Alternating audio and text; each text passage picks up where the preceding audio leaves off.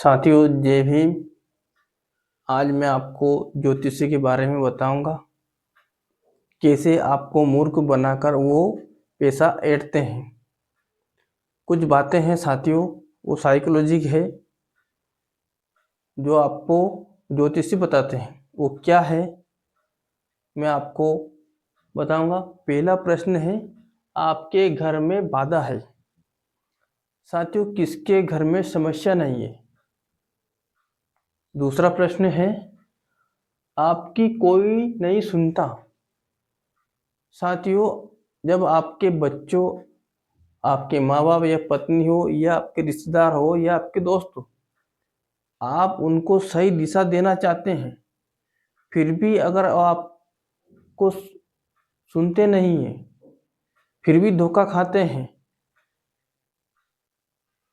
तो आप गुरुदेव के चरणों में पड़ जाओगे। ओ गुरुदेव, आपने तो जो कहा वही सत्य है। आइए, तीसरा प्रश्न क्या है। आप पैसा बहुत आता है मगर टिकता नहीं। आपके पास पैसा बहुत आता है मगर टिकता नहीं। साथियों, पैसा आज तक किसी के पास टिका है? नहीं ना।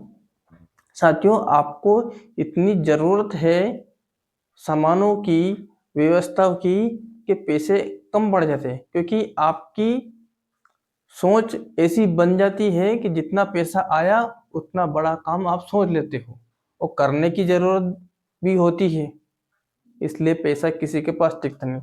तो आप क्या कहते हो, ओ ज्योतिषी महाराज, आपने तो जो कहा बिल्कुल सत्य कहा।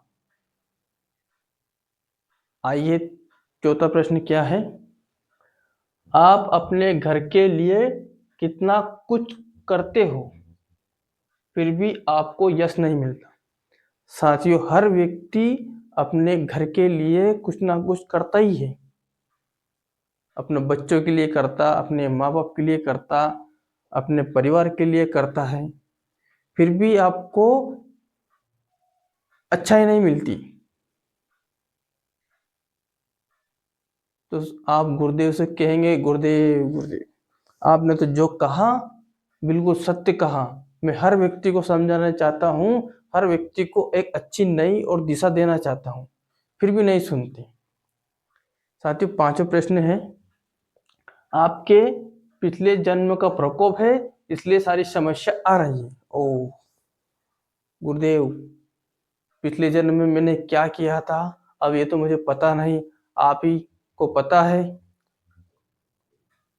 तो कस्टमर कहता है, गुरुदेव इन सारी समस्या का हल बताइए। आप जो मांगोगे मैं देने के लिए तैयार हूँ, मगर आप इन समस्या को हल बताइए। बच्चा,